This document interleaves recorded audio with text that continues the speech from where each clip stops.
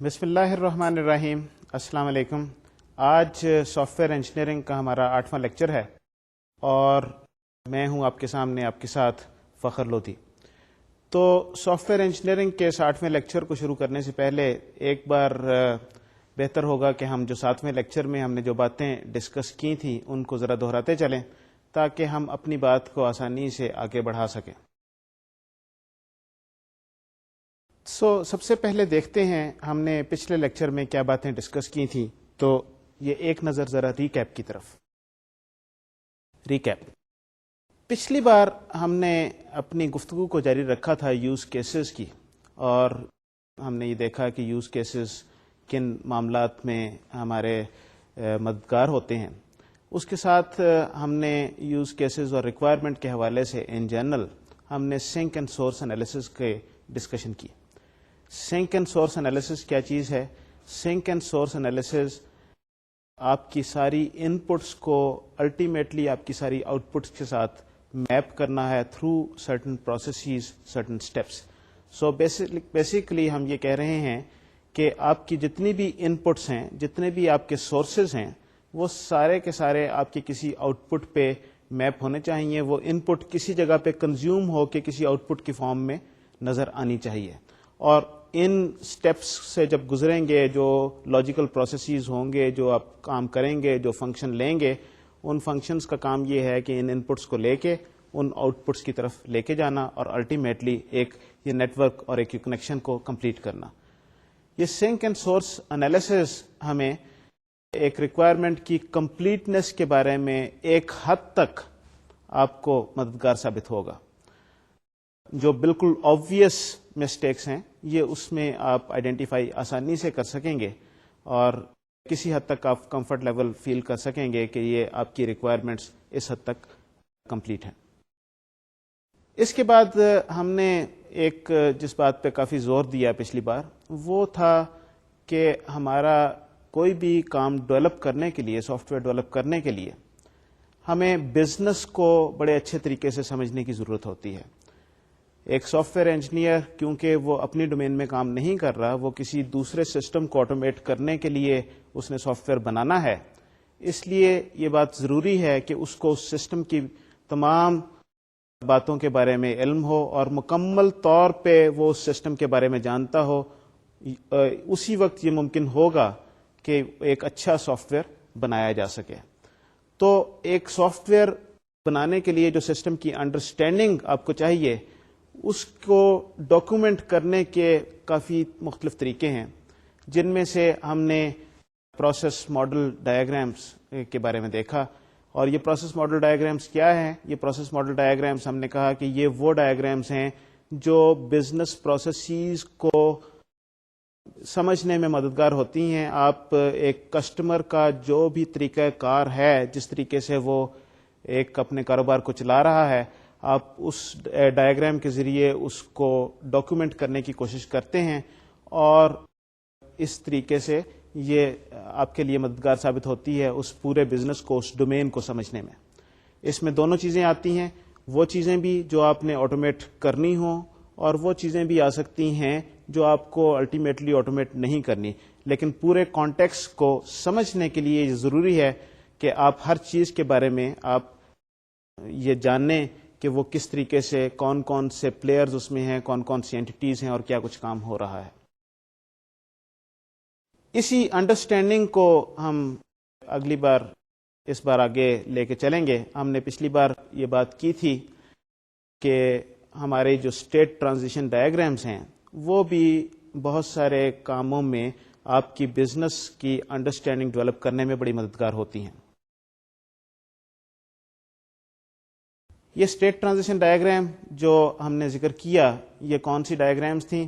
یہ اسی قسم کی ڈایاگرامس ہیں جو آپ نے ڈیجیٹل لاجک ڈیزائن میں دیکھی ہوں گی یا آپ نے آٹومیٹا تھیوری میں فائنائٹ اسٹیٹ مشین کی صورت میں دیکھی ہوں گی. شاید ان کی شکل و صورت یا ان کی نوعیت تھوڑی سی فرق ہو، مختلف کاموں کے لیے استعمال ہو رہی ہیں، لیکن اصل میں جو چیز ہے وہ یہ ہے کہ ہم یہ کہہ رہے ہیں کہ ایک فائنائٹ سیٹ آف اسٹیٹس ہے جس میں ہر اسٹیٹ پہ کچھ آپ نے ایونٹس یا ایکشنز آپ نے ڈیفائن کیے ہوئے ہیں کہ جب آپ کا ایک آبجیکٹ یا اینٹی یا کوئی ڈاکومنٹ یا ڈیٹا یا جو کچھ بھی آپ جس چیز کو آپ مینج کر رہے ہیں، جب وہ اس اسٹیٹ میں بیٹھا ہے تو اس پہ یہ 4 باتیں ہو سکتی ہیں، اور جب ان 4 باتوں میں سے کوئی یہ بات ہوگی تو یہ اس سے اگلی اسٹیٹ میں چلا جائے گا. تو ایک اسٹیٹ سے کسی ایونٹ کے اوکر ہونے پہ دوسری اسٹیٹ میں جانا، یہ بیسکلی ایک جس طریقے سے ہم نے پچھلی بار ذکر کیا، یہ ورک فلو قسم کی اپلیکیشنز کو سمجھنے میں بہت مددگار ثابت ہوتا ہے. ورک فلو کی کون سی اپلیکیشنز ہیں؟ وہ ایسی اپلیکیشنز ہیں، اور بزنس میں یہ بے انتہا اس طرح کی آپ کو نظر آئیں گی چیزیں جس کو آپ کو آٹومیٹ کرنے کی ضرورت پڑے، کہ ایک ڈاکیومنٹ ہے، اس ڈاکیومنٹ نے ایک جگہ سے چلتے ہوئے دوسری جگہ جانا ہے، اور ہر سٹیپ پہ کسی نے اس پہ کچھ کامنٹس دینے ہیں یا کوئی ایکشن لینا ہے یا کوئی کام کرنا ہے، اور جب اس شخص نے یا اس اینٹی نے اس پہ کچھ کام کر لیا تو اس کے بعد یہ ڈاکومنٹ جو ہے یہ اگلے شخص کے پاس چلا جائے گا. تو یہ ایک ورک فلو جو ہے یہ اس طریقے سے ہوتا ہے، اور میں نے ایگزامپل دی تھی کہ ہمارے جو آفیسز میں جو فائلز کی موومنٹ ہے، that is an example of work flu. تو آج کی بات جب ہم شروع کریں گے تو سب سے پہلے اسی جگہ سے شروع کریں گے جہاں سے ہم نے پچھلی بار چھوڑی تھی، یعنی کہ اسٹیٹ ٹرانزیشن کا ذکر کرتے ہوئے. اور اسٹیٹ ٹرانزیشن کو ہم آج اور زیادہ ڈیٹیل میں دیکھیں گے، اسے تفصیل کے ساتھ ایگزامپل کے ساتھ. یہ اسٹیٹ ٹرانزیشن ایک بار پھر سے میں دہراتا چلوں کہ یہ کیونکہ بزنس میں کافی جگہ جب آپ بزنس سسٹمز کو آٹومیٹ کرنے جائیں گے تو آپ کو بے انتہا جگہ، بے شمار جگہ آپ کو اس طرح کے پرابلم سے واسطہ پڑے گا جن کو ہم ورک فلو اپلیکیشنز کہتے ہیں. اور ان ورک فلو اپلیکیشنز کو ماڈل کرنے کا میرے نزدیک سب سے آسان اور سب سے مؤثر طریقہ جو ہے وہ اسٹیٹ ٹرانزیشن ڈائیگرام کی صورت میں ہے. تو آئیے چلتے ہیں ان کو ذرا ایک کنکریٹ ایگزامپل کی صورت میں دیکھتے ہیں تاکہ اس بات کی وضاحت ہو جائے کہ یہ کیسے آپ کو مددگار ثابت ہو رہی ہیں. یہ جو آپ کے سامنے ایگزامپل نظر آ رہی ہے، اس میں اسی طریقے سے جس طریقے سے آپ نے فائنائٹ اسٹیٹ آٹومیٹا میں دیکھا ہوگا، کچھ اوولز کی صورت میں کچھ اینٹیز ہیں. یہ وہی اینٹیز ہیں جس طریقے سے اسٹیٹس فائنائٹ اسٹیٹ مشین میں ہوتی ہیں، اور کچھ ایروز ہیں جو ایک اسٹیٹ سے دوسرے اسٹیٹ کی طرف لے کے جا رہے ہیں آپ کو، اور ان ایروز پہ جو جن ایونٹس کی صورت میں وہ اسٹیٹ ٹرانزیشن ہوگی، یعنی کہ ایک اسٹیٹ سے دوسری اسٹیٹ میں جب آپ جائیں گے تو کون سا ایونٹ ہوگا جب آپ موو کریں گے، تو وہ ایروز جو ہیں ان ایونٹس کو ڈینوٹ کر رہے ہیں. سو بیسیکلی یہ اس ڈائیگرام میں ایسی کوئی خاص بات نہیں ہے جو آپ نے نہ دیکھی ہو. صرف 2 طرح کی اینٹیز، ایک بار پھر سے میں وہی بات دہراتا چلوں. جو ایروز جو ہیں وہ ایونٹس کو ڈینوٹ کر رہے ہیں، کون سے ایونٹ سے اس اسٹیٹ سے کس اسٹیٹ میں آپ جا رہے ہیں، اور جو اوولز جو ہیں وہ اسٹیٹس ہیں کہ یہ جو آپ کا جو ڈاکیومنٹ ہے یا یہ آپ کی جو اینٹی ہے یہ ان اسٹیٹس سے گزرے گی اور ان ایونٹس کے تھرو ایک اسٹیٹ سے دوسری اسٹیٹ میں جائے گی. یہ جو ایگزامپل میں نے آپ کے سامنے پیش کی ہے، یہ ایگزامپل ایکچولی ایک انٹرنیشنل اسٹینڈرڈ سے میں نے لی ہے، اور وہ اسٹینڈرڈ ہے TUI کا X.790 اسٹینڈرڈ. یہ X.790 اسٹینڈرڈ جو ہے یہ ٹیلی کمیونیکیشن کا اسٹینڈرڈ ہے، اور یہ ایک پروسیس کو اس کے بارے میں انفارمیشن دے رہا ہے، اور وہ پروسیس ہے ٹربل ٹکٹنگ کا. یہ ٹربل ٹکٹنگ کیا چیز ہے، تھوڑا سا میں اس کی وضاحت کرتا چلوں کیونکہ ایگزامپل کو اور اس ڈائیگرام کو ذرا تفصیل سے بتانے سے پہلے آپ کو ذرا تھوڑا سا کانٹیکسٹ ذرا پتا ہو تو آسانی ہوگی. یہ ٹربل ٹکٹنگ بیسیکلی یہ چیز ہے کہ ایک ٹیلی کمیونیکیشن نیٹ ورک میں جب جو ٹیلی فون کی 2 کمپنیاں ہیں آپس میں انٹریکٹ کرتی ہیں، وہ کمپنیاں کس طریقے سے ہیں کہ ایک کمپنی ہے جو لوکل سروس پرووائڈ کر رہی ہے.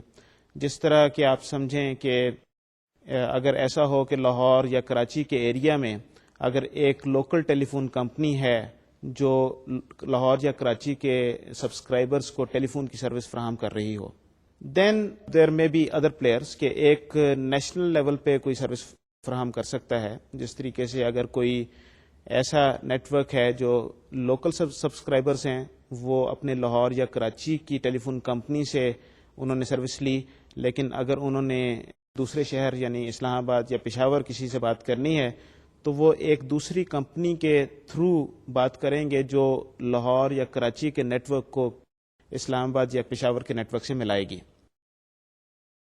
تیسرا اس میں ایک اور پلیئر شامل ہو سکتا ہے کہ اسی طریقے سے اس چیز کو آپ ایکسٹینڈ کریں تو یہ کمپنیاں کوئی انٹرنیشنل لیول پہ بھی کام کر سکتی ہیں، یعنی کہ ایک کمپنی ایک شہر کے لیول پہ کام کر رہی ہے اور ایک کمپنی ایک ملک یا اسٹیٹ کے لیول پہ کام کر رہی ہے، and then there are international carriers جو کہ اگر آپ نے لیٹ سے کہ امریکہ یا سعودی عربیہ کسی سے بات کرنی ہے تو ان کمپنیز کے تھرو جو وہ سروس پرووائڈ کریں، وہ لنک پرووائڈ کریں نیشنل کیریئرز کو، ان کے تھرو آپ کو دوسرے ملک کے نیشنل کیریئر سے کنیکشن آپ کو ملے گا اور پھر اس سے آگے یہ بات چلے گی۔ سو یہ تو تھا ایک اس اوور آل ٹیلی کمیونیکیشن نیٹ ورک کا کانٹیکسٹ جس میں یہ اپلیکیشن کام کرے گی، جس کی یہ پرٹیکولر اسٹیٹ مشین بنائی گئی ہے۔ اب ٹربل ٹکٹنگ اٹ سیلف کیا چیز ہے؟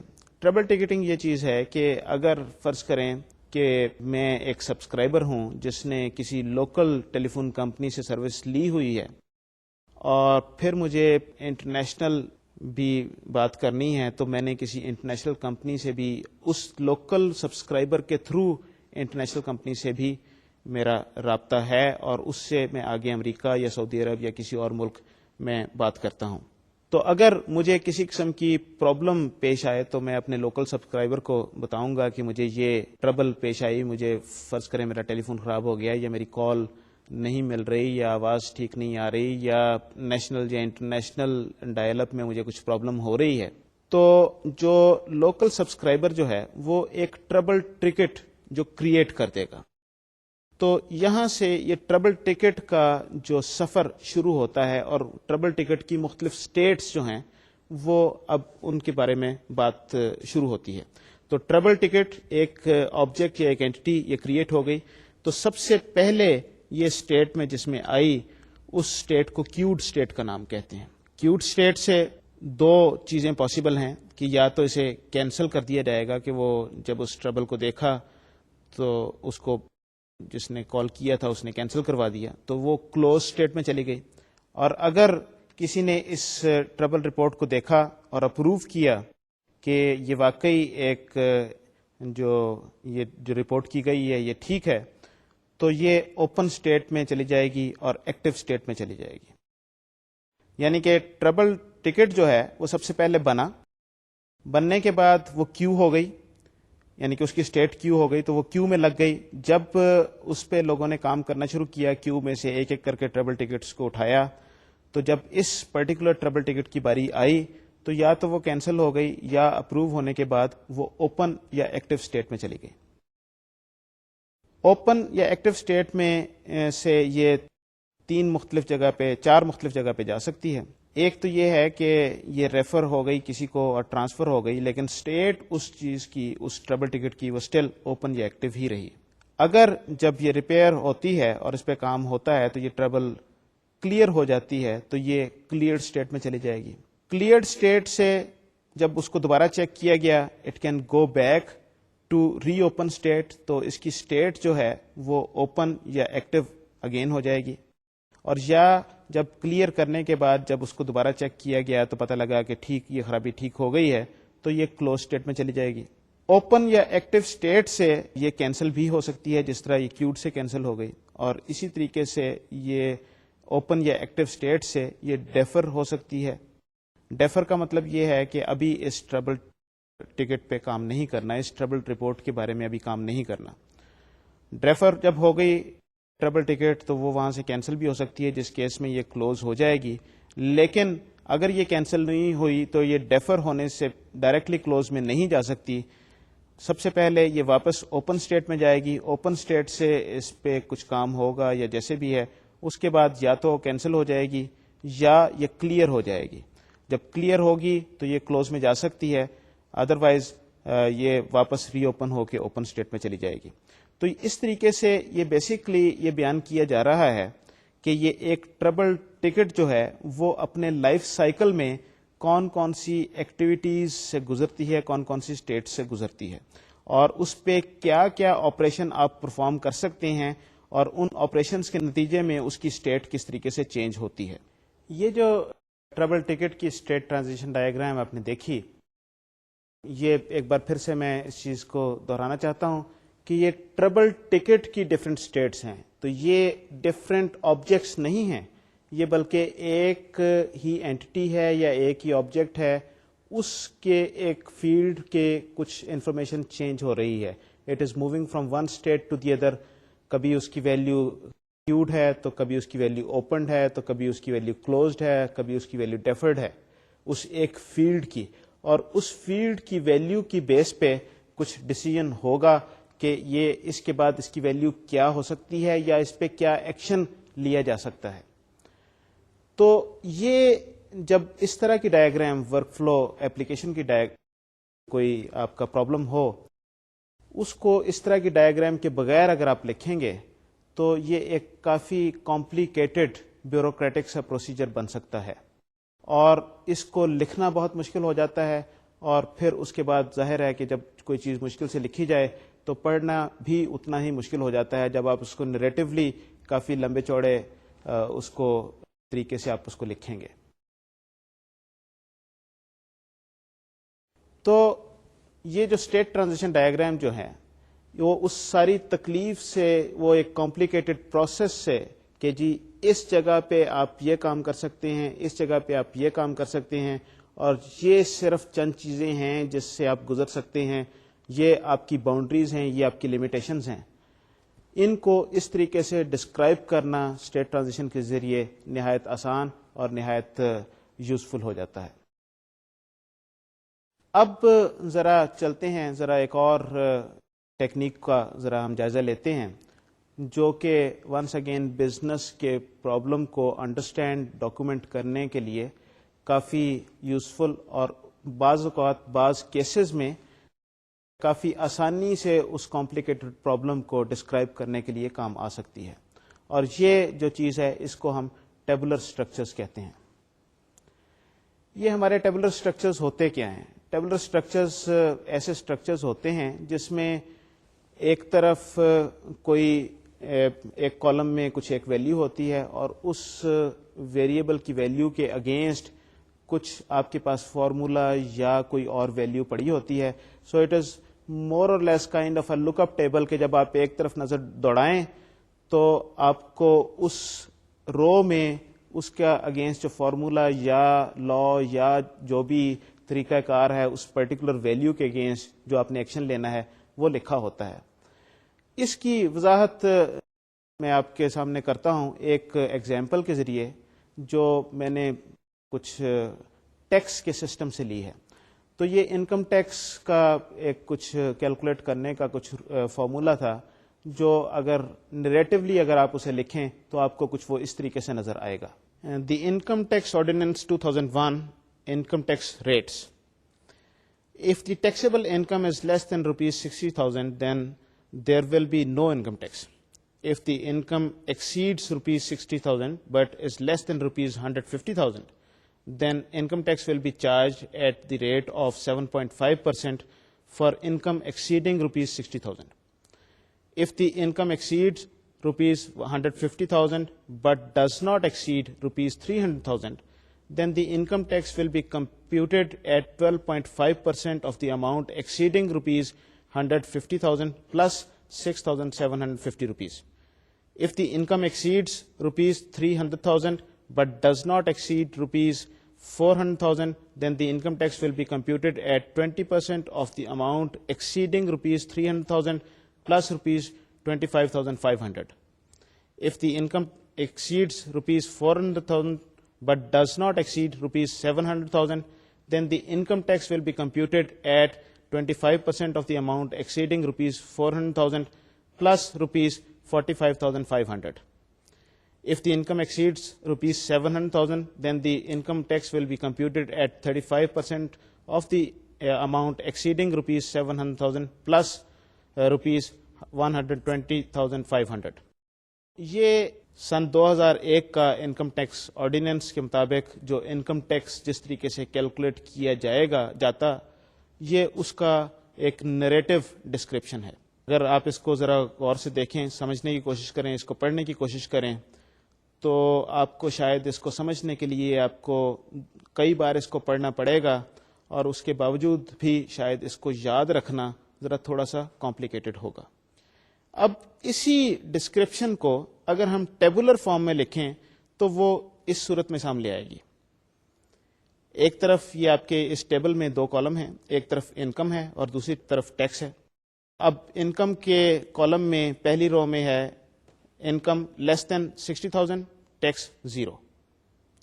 Between ₹60,000 and ₹150,000, tax 7.5% of income minus 60,000.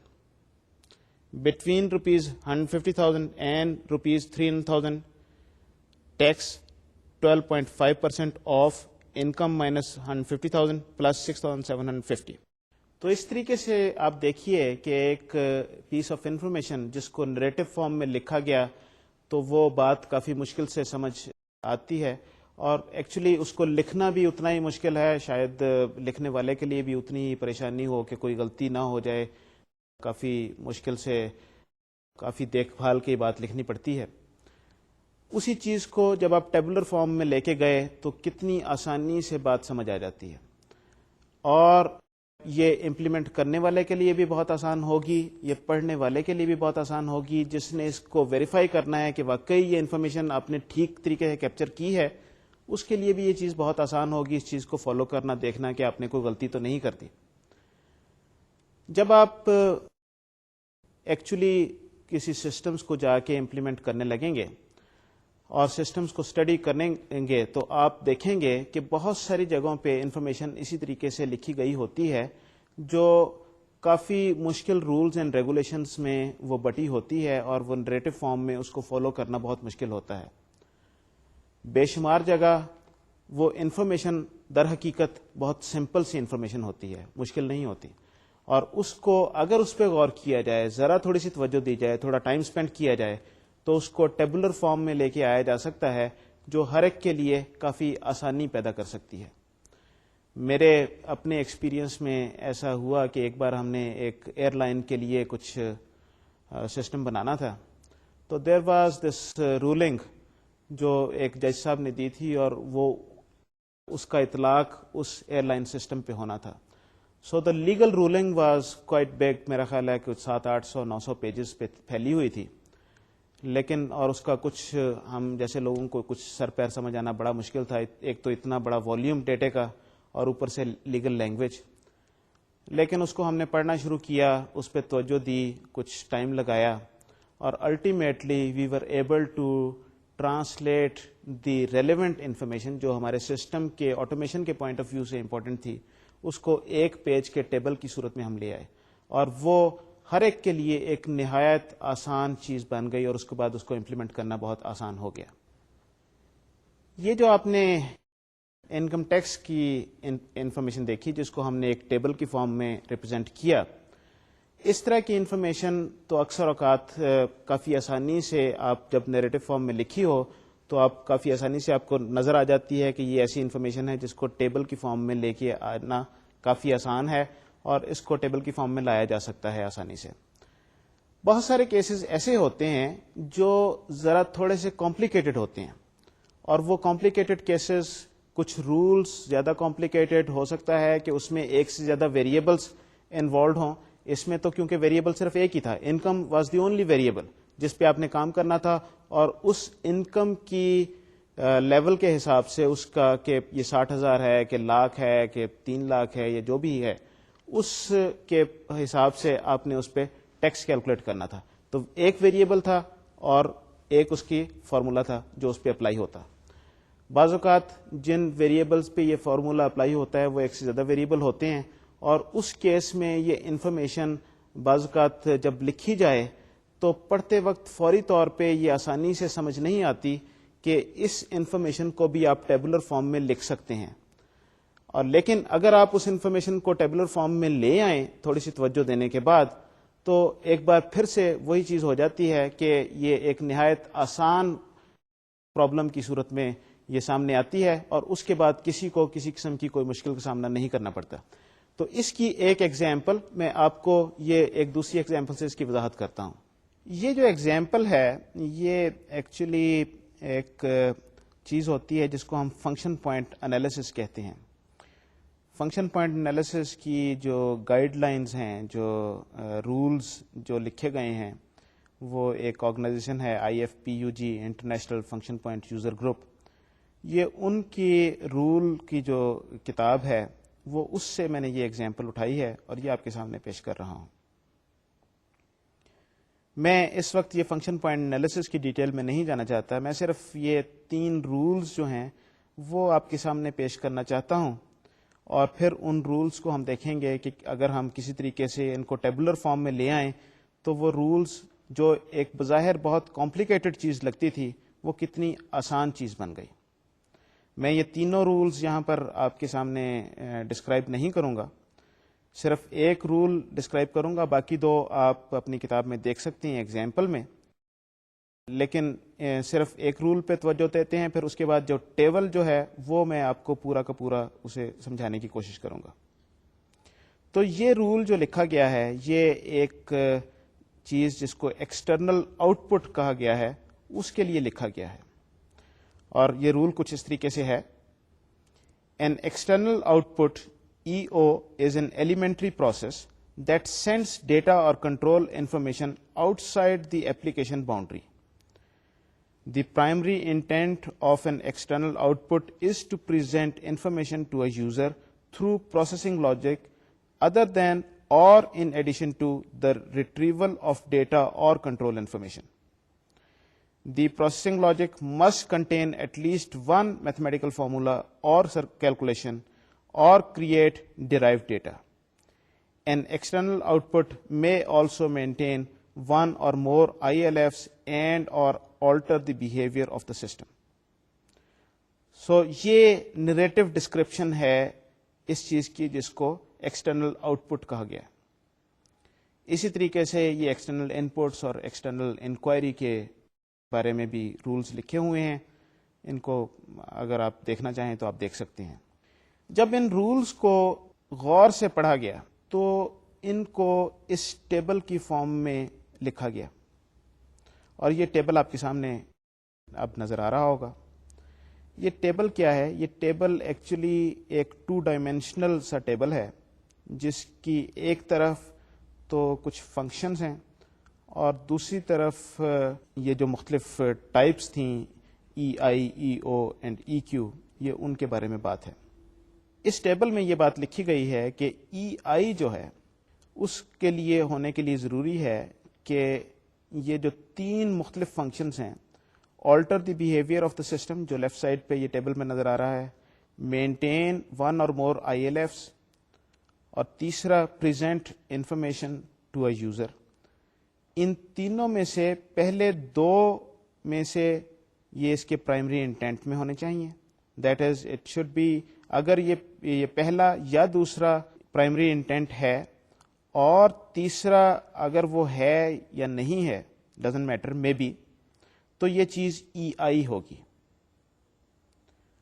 EO کے کیس میں پہلا اور دوسرا are not mandatory, they are if you have it it's okay, otherwise اگر نہ بھی ہو تو کوئی حرج نہیں. لیکن تیسرا جو ہے that is the primary intent of this operation.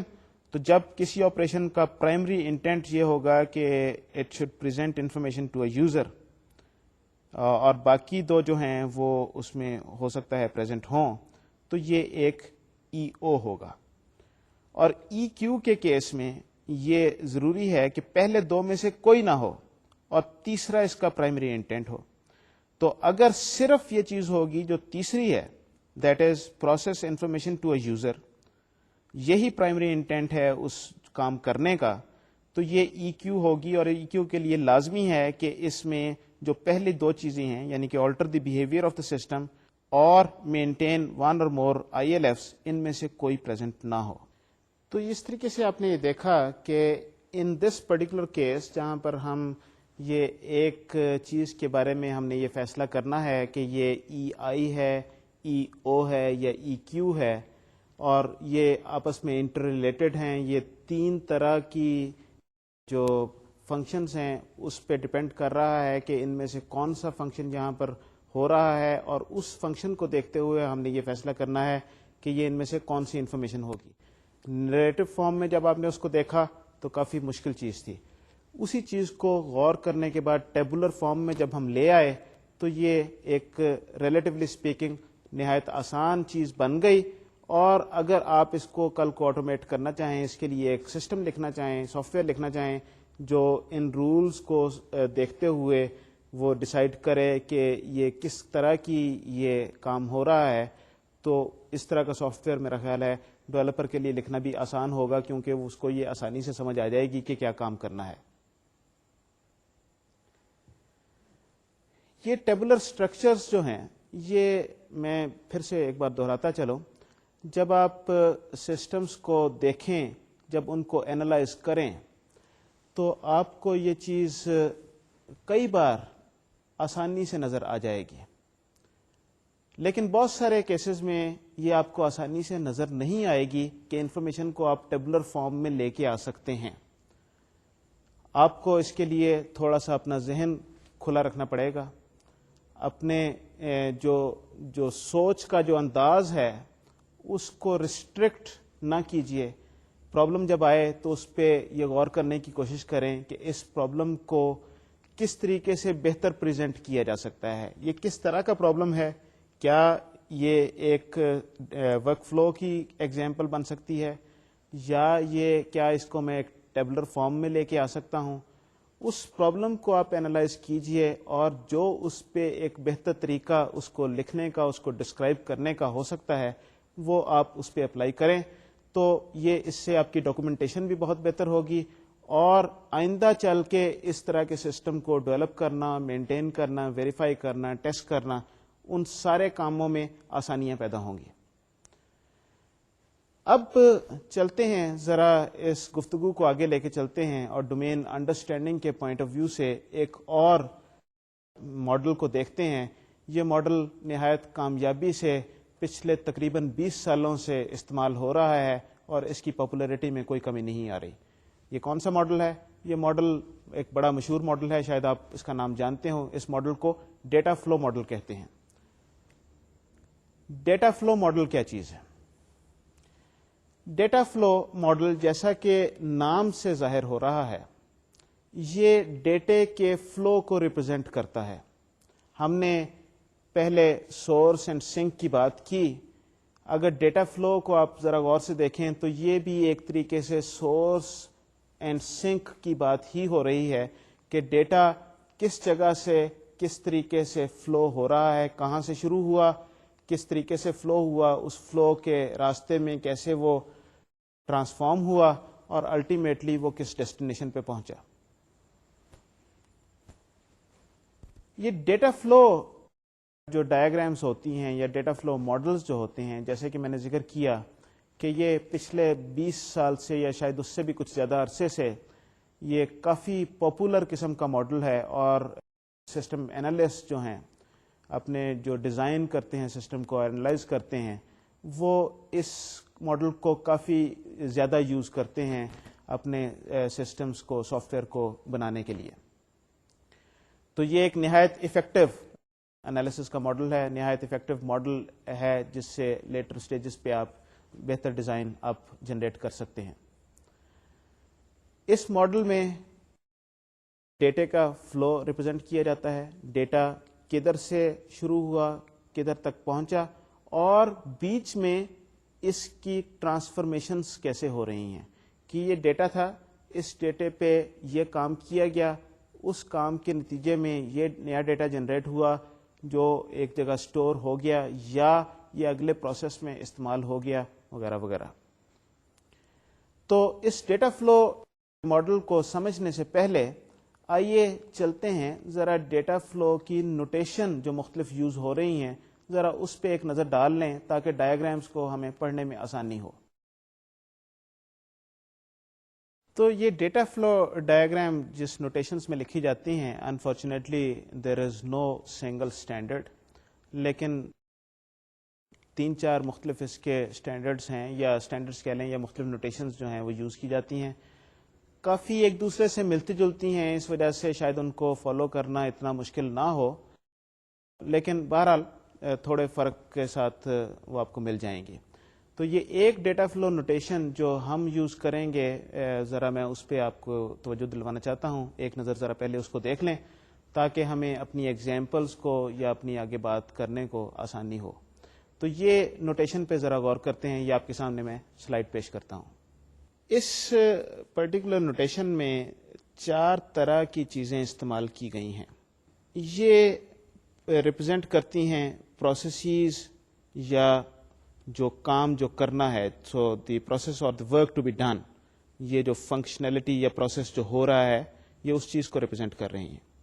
In this particular notation یہ ہیں جو ایکسٹرنل سسٹم میں جو چیزیں ہیں، جو اس سسٹم کی باؤنڈری سے باہر جو چیزیں ہیں، وہ اینٹیز جو ہیں، ایکسٹرنل ایجنٹس جو ہیں، ان کو ریپرزینٹ کر رہی ہیں کہ کون کون سے اس سے انٹریکٹ کریں گے سسٹم سے. یہ ڈیٹا سٹورز کو ریپرزینٹ کرتے ہیں. ڈیٹا سٹورز کیا چیز ہے؟ ڈیٹا سٹورز وہ جگہ ہیں جہاں پر آپ ڈیٹا سٹور کرتے ہیں تاکہ آپ اس ڈیٹے کو بعد میں استعمال کر سکیں. تو ڈیٹا سٹور جو ہے پروسیس کو ان پٹ پرووائڈ کرے گا. سو پروسیس کو ان پٹ کسی ڈیٹا سٹور سے آئے گی اور یہ آؤٹ پٹ ہو سکتا ہے کسی ڈیٹا سٹور میں جا رہی ہو. یہ بڑا سمپل ہے یہ اس بات کو سمجھنا. یہ ہم نے پہلے بھی اس طرح کی چیز دیکھی ہے. یہ ڈیٹا فلو کو ریپرزینٹ کر رہے ہیں کہ ڈیٹا کس جگہ سے کس طرف جا رہا ہے اور وہ کیا چیز ہے. سو یہ 4 چیزیں ہم اپنی ماڈل میں استعمال کریں گے، جو اگر آپ مختلف کتابیں آپ اٹھائیں تو ہو سکتا ہے کہ آپ کو نوٹیشنز فرق ملیں، لیکن یہ کافی ملتی جلتی ہیں. اس کو سمجھنا اتنا مشکل نہیں ہوگا. یہ نوٹیشن جو ہے اس کو سمجھنے کے بعد اب ہم اس مرحلے سے گزر گئے ہیں. اب ہمارے لیے یہ کام ایک آسان ہو گیا ہے کہ ایک ڈیٹا فلو ڈائیگرام ہمارے سامنے ہو تو ہم ایٹ لیسٹ اس کو ہم پڑھ سکیں. تو اس سے پہلے کہ میں آپ کو ڈیٹا فلو ڈائیگرام کی کنکریٹ ایگزامپلس دکھاؤں اور اس کے بارے میں ہم ڈسکس کریں کہ یہ ڈائیگرام کیا ہے، اس کو کیسے بنایا جاتا ہے، میں کچھ چیزوں کی وضاحت کرنا ضروری سمجھتا ہوں تاکہ آپ کے ذہن میں اگر کچھ اس معاملے میں کچھ شکوک ہیں تو وہ چیز کلیئر ہو جائے. ڈیٹا فلو ڈائیگرامس اکثر اوقات کنفیوز کی جاتی ہیں فلو چارٹس کے ساتھ. اکثر اوقات لوگ یہ سمجھتے ہیں کہ یہ ڈیٹا فلو ڈائیگرام اور فلو چارٹس جو ہیں وہ ملتی جلتی چیزیں ہیں، اور جو کام فلو چارٹ میں دکھایا جا سکتا ہے وہی ڈیٹا فلو ڈائیگرام میں، یا ڈیٹا فلو ڈائیگرام جو ہے اسی طریقے سے بنائی جانی چاہیے جس طریقے سے فلو چارٹ بنایا جاتا ہے. اور یہ ایک ایسی چیز ہے جس کے بارے میں بات کرنا اس سٹیج پہ بڑا ضروری ہے. تو کچھ یہ چیزیں دیکھتے ہیں جو ان میں ڈفرینسز ہیں ڈیٹا فلو ڈائیگرام اور فلو چارٹس میں. ڈیٹا فلو ڈائیگرام جو ہے بنسبت فلو چارٹ کے، فلو چارٹ کیا چیز ہے؟ فلو چارٹ عام طور پہ ایک الگوریدم کو ڈسکرائب کرنے کے لیے استعمال ہوتا ہے. الگوریدم کی ڈیٹیل بتانے کے لیے آپ کو کنٹرول کی انفارمیشن، کنٹرول فلو بتانا پڑتا ہے کہ لوپس کس جگہ پہ ہیں، کس جگہ پہ ڈیسیجن پوائنٹس آپ کے کیسے ہیں، وغیرہ وغیرہ. تو جو فلو چارٹس جو ہیں اس میں بہت زیادہ ڈیٹیل ہوتی ہے اور اس میں کنٹرول کی انفارمیشن شامل ہوتی ہے. آن دی ادر ہینڈ جو ڈیٹا فلو ڈائیگرامس ہیں اس میں کسی قسم کی کنٹرول کی انفارمیشن شامل نہیں ہوتی، ڈیسیجن پوائنٹس نہیں ہوتے، الگوریدم کا لاجک نہیں ہوتا. یہ سمپل ڈیٹے کی ٹرانسفارمیشن ایک جگہ سے دوسری جگہ، وہ صرف یہ چیز ڈسکرائب کی جاتی ہے.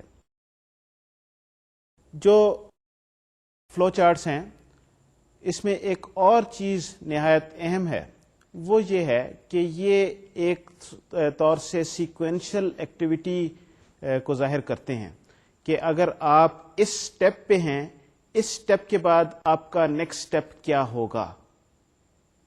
ونس اگین فلو چارٹس جو ہیں یہ سیکوینشل ایکٹیویٹی کو ظاہر کرتے ہیں. ہر سٹیپ کے بعد یہ بتایا جاتا ہے کہ اس سٹیپ کے بعد اگلا سٹیپ کون سا ہے. اگلا سٹیپ کیا ہے؟ اگر وہ کوئی اف کنڈیشن کے بعد اگر کوئی کنڈیشن ٹرو ہے تو آپ یہ والا پیتھ لیں گے، کوئی کنڈیشن فالس ہے یہ والا پیتھ لیں گے، لیکن ڈپینڈنگ اپون دیٹ کنڈیشن آپ کو اگلا سٹیپ جو آپ نے کرنا ہے وہ سٹیپ آپ کے لیے ویل ڈیفائنڈ ہے. اسی طریقے سے لوپ اگر ہے تو اس کے بعد لوپ جب ختم ہوگی تو واپس آپ نے کس سٹیپ پہ جانا ہے وغیرہ وغیرہ. آن دی ادر ہینڈ یہ ڈیٹا فلو ڈائیگرامس جو ہیں یہ سیکوینشل ایکٹیویٹی کو ڈپکٹ نہیں کر رہی ہوتی ہیں. ڈیٹا فلو ڈائیگرام جس طریقے سے شروع میں نے ذکر کیا تھا یہ بزنس ماڈل سے ڈیل کر رہی ہیں. آپ جس طریقے سے بزنس میں آپ کے جو انفارمیشن فلو ہو رہا ہے یہ ڈیٹا فلو ماڈلس جو ہیں یہ اس چیز کو ظاہر کر رہے ہیں. تو بزنس فلو میں جو چیز اگر آپ اس پہ توجہ دیں تو آپ اگر کسی دفتر میں جائیں گے تو آپ کو یہ چیز نظر آئے گی کہ بہت سارے کام پیرل ہو رہے ہیں. کچھ لوگ بیٹھے ہیں، کوئی ایک چیز پہ کام کر رہا ہے، کوئی دوسری چیز پہ کام کر رہا ہے، کسی بینک میں چلے جائیں، کسی آفس میں چلے جائیں یا کسی چیز پہ چلے جائیں. ہر بندہ ہر چیز پہ کام نہیں کر رہا ہوتا اور ہو سکتا ہے کہ فائلیں پیرل میں موو کر رہی ہوں، ایک جگہ سے دوسری جگہ گئی اور ایک جگہ سے اس طرف بھی گئی. یہ سب اپنا کام کر رہے ہیں، یہ سب اپنا کام کر رہے ہیں. تو جب ہم فلو چارٹ کی بات کر رہے تھے اس فلو چارٹ میں پیرلزم کا کوئی کانسیپٹ نہیں ہے. Flow chart is sequential activity, جبکہ ڈیٹا فلو ڈائیگرام جو ہے وہ پیرل ایکٹیویٹی اس میں شو کی جا سکتی ہے اگر پیرل ایکٹیویٹی ہو. اس میں ونس اگین کسی قسم کی کوئی کنٹرول کی انفارمیشن نہیں ہوگی، وہ ڈیٹیل نہیں ہوگی جو فلو چارٹ میں جو آپ ڈیٹیل دیں گے کنٹرول کی انفارمیشن اور الگورتھم کی ڈیٹیل. اس میں کیا ہوگا؟ ڈیٹا کی transition from one stage to the other, جو ٹرانسفارمیشن جو ہو رہی ہیں کیا کام اس پہ ڈیٹا پہ ہو رہا ہے وہ آپ کے اوولز یا راؤنڈز کی شیپس میں یا ببلز جن کو ہم کہتے ہیں ان کی شیپس میں آپ کو نظر آئیں گے. جو پروسیسز ہیں، پروسیسز کے بارے میں کتنی ڈیٹیل آپ نے دینی ہے. عام طور پہ یہ پروسیسز ایک ہائی لیول پروسیس کی بات کرتے ہیں اور لیکن یقیناً کبھی بھی ہم اس میں کنٹرول کی انفارمیشن کبھی بھی ہم اسپیسیفائی نہیں کریں گے. تو اس تھوڑی سی گفتگو کے بعد اب ذرا چلتے ہیں، اب ذرا ایک کنکریٹ ایگزامپل ڈیٹا فلو کی دیکھتے ہیں اور اس کو اسٹڈی کرنے کی کوشش کرتے ہیں. یہ جو ایگزامپل آپ کے سامنے میں پیش کر رہا ہوں، یہ جو سلائیڈ آپ کے سامنے نظر آ رہی ہے ابھی آپ کے سامنے پیش کی جائے گی، یہ ایک اکاؤنٹنگ سسٹم کی ایگزامپل ہے. تو آئیے چلتے ہیں ذرا اس کو اسٹڈی کرتے ہیں. تو سب سے پہلے اس بینک کا جو اکاؤنٹ کا جو سسٹم ہے یہ اس پہ ایک نظر دوڑاتے چلتے ہیں. میں اس کو ڈسکرائب کرنے سے پہلے ذرا جو اس میں جو اینٹیز ہیں، جو مختلف چیزیں ہیں، ذرا اس چیز کے بارے میں ذرا ایک نظر ہم دیکھتے چلیں تاکہ وہ ہماری چیز کا اعادہ ہو جائے کہ ہم نے جو نوٹیشن کی بات کی تھی. تو اس میں آپ کو 4 پروسیسز نظر آ رہے ہوں گے: reconcile account balance, pay a bill, withdraw funds from an account، deposit funds into an account. یہ آپ کو 4 ایکسٹرنل ایجنٹ نظر آ رہے ہوں گے جن میں ایک بینک ہے، کریڈیٹر ہے، امپلائر ہے اور ادر انکم سورسز ہیں. آپ کو 3 ڈیٹا سورسز نظر آ رہے ہوں گے. یہ 3 ڈیٹا سورسز ہیں: اکاؤنٹ ٹرانزیکشنس، بینک اکاؤنٹس اور تیسری منتھلی اکاؤنٹ اسٹیٹمنٹس. تو یہ 3 ڈیٹا سورسز، 4 پروسیسز اور 4 ایکسٹرنل ایجنٹ، اور اس کے علاوہ یہ 8 10 12 جتنے ایروز جو انفارمیشن کے فلو کو ظاہر کر رہے ہیں وہ اس کے علاوہ ہیں. تو یہ تو 4 جو ہم نے جو باتیں کی تھی نوٹیشن کے حوالے سے یہ وہ ہو گئیں. آئیے ذرا اب اس ڈائیگرام کو ایک نظر دیکھتے جاتے ہیں اور دیکھتے ہیں کہ یہ ڈائیگرام کس طریقے سے ڈیٹا فلو کو ریپرزینٹ کر رہی ہے. سب سے پہلے ہم یہ دیکھ سکتے ہیں ریکنسائل اکاؤنٹ بیلنس کا جو پروسیس ہے یہ کس طریقے سے کام کر رہا ہے. اکاؤنٹ ٹرانزیکشن سے جو ڈیٹا جا رہا ہے اس پروسیس میں وہ ٹرانزیکشن کا ڈیٹا ہے. منتھلی اکاؤنٹ اسٹیٹمنٹ سے جو ڈیٹا اس پروسیس میں جا رہا ہے وہ پرائر منتھلی اسٹیٹمنٹ ہے. اور بینک اکاؤنٹ سے جو ڈیٹا اس پروسیس میں جا رہا ہے وہ ہے اکاؤنٹ بیلنس. اور یہ پروسیس جو ہے یہ ایک آؤٹ پٹ جو جنریٹ کر رہا ہے ان ساری ان پٹس کو لیتے ہوئے وہ ہے نیو اور ماڈیفائڈ منتھلی اسٹیٹمنٹ, جو منتھلی اکاؤنٹ اسٹیٹمنٹ والا جو ڈیٹا سورس ہے یہ اس میں جا رہی ہے. اگر یہ پے اے بل والی پروسیس کو اگر ایک نظر دوڑائیں تو اس میں کیا چیز ہو رہی ہے کہ بینک اکاؤنٹ سے کرنٹ بیلنس اس میں جا رہا ہے, کریڈیٹر سے بل اس میں آ رہا ہے اور پیمنٹ کریڈیٹر کی طرف جا رہی ہے. یہ جو پروسیس ہے اس کی ایک آؤٹ پٹ پیمنٹ کی شکل میں جو ڈیٹا ہے وہ ڈیٹا سٹور جو اکاؤنٹ ٹرانزیکشنز کا جو ڈیٹا سٹور ہے اس میں یہ انفارمیشن جا کے سٹور ہو رہی ہے, اور دوسری طرف جو کریڈٹ کی انفارمیشن ہے وہ بینک اکاؤنٹ والے ڈیٹا سٹور میں جا کے سٹور ہو رہی ہے. ودرا فنڈس فرام این اکاؤنٹ کا جو پروسیس ہے یہ جو ہے یہ بینک سے ودرا اور ٹرانسفر لے رہا ہے, اور اس سے جو ہے ڈپازٹ جو ہے وہ اکاؤنٹ ٹرانزیکشن میں جا رہا ہے, اور ڈیبٹ کے بارے میں انفارمیشن جو ہے وہ بینک اکاؤنٹ میں جا رہی ہے. اور یہ چوتھا جو ہم نے deposit funds into an account والا جو پروسیس ہے یہ امپلائر سے پے کے بارے میں انفارمیشن لے رہا ہے, ادر انکم سورسز سے جو ریمبرسمنٹس جو آ رہی ہیں وہ آ رہی ہیں, امپلائر سے پے آ رہی ہے, اور یہ ساری چیز جو ہے یہ کریڈٹ ہو جاتی ہے اس کے بینک اکاؤنٹ میں جس بندے کے اکاؤنٹ کے بارے میں یہ انفارمیشن ہے. وداؤٹ گوئنگ انٹو کہ یہ بزنس کیسے کام کر رہا ہے, ایک ہم نے یہ دیکھا کہ یہ 4 مختلف پروسیسز ہیں. ان 4 مختلف پروسیسز کو کون سی ان پٹس ہیں اور کون سی ان کی آؤٹ پٹس ہیں, کدھر سے یہ ان پٹ لے رہے ہیں اور کدھر آؤٹ پٹس یہ جا رہی ہیں, اور اس سے زیادہ ابھی اس سٹیج پہ میں بات نہیں کروں گا.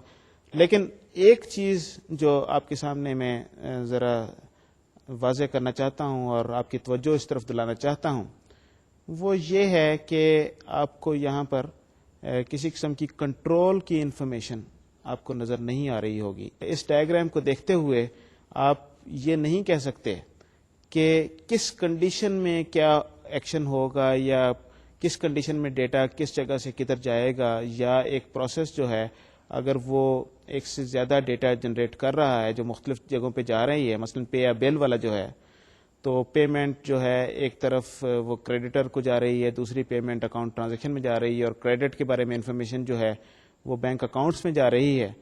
تو یہ کس صورت میں کیا کنٹرول انفارمیشن کیا سٹیپس ہیں, ہم ہو سکتا ہے کہ اس ڈیٹیل میں کنٹرول کے بارے میں تو قطعاً نہیں, لیکن جو آپ کے جو سٹیپس جو ہیں جہاں پر آپ نے جو ڈیسیژن پوائنٹس ہیں وہ ہم اس طرح کی بات اس ڈائیگرام میں شو نہیں کریں گے. یہ ڈیٹا فلو ڈائیگرام آپ نے ایک بینک اکاؤنٹ سسٹم کی دیکھی جو کس طریقے سے یہ اکاؤنٹ مینٹین ہوگا. ایک دفعہ پھر سے میں آپ کی توجہ اس چیز پہ دلانا چاہتا ہوں کہ ہم ونس اگین ہم بزنس کو ماڈل کرنے کی کوشش کر رہے ہیں, اور اس چیز میں آپ نے دیکھا کہ یہ بزنس ماڈل جو ہے یہ ہم نے کس طریقے سے کیا. ہم نے یہ دیکھا کہ اس پرٹیکولر بزنس میں یا اس پرٹیکولر پروسیس میں یا سیٹ آف پروسیسز میں انفارمیشن کس طریقے سے کس جگہ سے فلو ہوتی ہے, کدھر سے جا رہی ہے کدھر جا رہی ہے, اور بیچ میں جو ٹرانسفارمیشنز جو ہیں بیچ میں جو پروسیسز جو ہیں وہ کیا کر رہے ہیں, ہر پروسیس کو کون سی انفارمیشن چاہیے, اور وہ جو پروسیس جو انفارمیشن پروڈیوس کر رہا ہے وہ انفارمیشن کدھر جا رہی ہے. ڈیٹا فلو ڈائیگرامس ایک جس طریقے سے میں نے ذکر کیا نہایت امپورٹنٹ ٹاپک ہے اور اس پہ ہم گفتگو جاری رکھیں گے, لیکن آج ہم اپنے لیکچر کو یہیں پر ختم کرتے ہیں. انشاءاللہ اگلی بار اس کو اور ڈیٹیل میں بیان کروں گا. تو دیکھنے سے پہلے جانے سے پہلے ایک بار پھر سے ذرا آج کا اعادہ کر لیں سبق کا, اور دیکھ لیں کہ ہم نے کن چیزوں کو آج ڈسکس کیا, اور ان چیزوں کے بارے میں ذرا تھوڑی سی گفتگو کر لیں. تو سب سے پہلے ہم نے اسٹیٹ ٹرانزیشن ڈائیگرامس کی بات کی. ہم نے یہ ذکر کیا کہ جہاں پر ورک فلو قسم کی اپلیکیشنز ہوتی ہیں وہاں پر اسٹیٹ ٹرانزیشنز ڈائیگرام کافی آسان رہتی ہیں, کافی مفید ثابت ہوتی ہیں. دوسرا ہم نے یہ دیکھا کہ آپ کے پاس انفارمیشن اگر ایسی ہے جس کو آپ ٹیبولر فارم میں ریپرزینٹ کر سکیں یا ڈاکومنٹ کر سکیں تو وہ انفارمیشن کافی آسانی سے سمجھ آ جاتی ہے. تو ایسا ڈاکومنٹ جو آپ نے ٹیبولر فارم کا ڈاکومنٹ آپ نے پروڈیوس کیا ہو، انفارمیشن کو اس ٹیبل کی صورت میں آپ نے لکھ دیا، یہ انفارمیشن کچھ اسٹریٹ فارورڈ انفارمیشن بھی ہو سکتی ہے، کچھ کمپلیکیٹڈ رولز یا فارمولے بھی ہو سکتے ہیں. ذرا تھوڑی سی توجہ دینے کی ضرورت ہے. آپ کئی مواقع پہ، کئی جگہوں پہ آپ اس چیز کو آسانی سے یا تھوڑی سی مشکل سے آپ کر پائیں گے، لیکن اگر آپ ایسا کر پائیں تو یہ آپ کے لیے آگے چل کے نہایت مفید ثابت ہوگی. اس کے بعد ہم نے ڈیٹا فلو ڈائیگرامس کے بارے میں کچھ بات کی. ڈیٹا فلو ڈائیگرام کے بارے میں جو چند چیزیں میں ضروری سمجھتا ہوں دہرانا آج ختم کرنے سے پہلے، وہ چند چیزیں کچھ اس طریقے سے ہیں کہ سب سے پہلے ہم یہ کہتے ہیں کہ یہ ڈیٹا فلو ڈائیگرامس اور فلو چارٹس یہ مختلف چیزیں ہیں. فلو چارٹ میں کنٹرول کی انفارمیشن دی جاتی ہے. فلو چارٹ ایک سیکوینشل ایکٹیویٹیز کو ریپرزینٹ کرتا ہے. فلو چارٹ میں کنٹرول اور وہ باقی الگورتھم کی ڈیٹیلز بہت زیادہ ہوتی ہیں.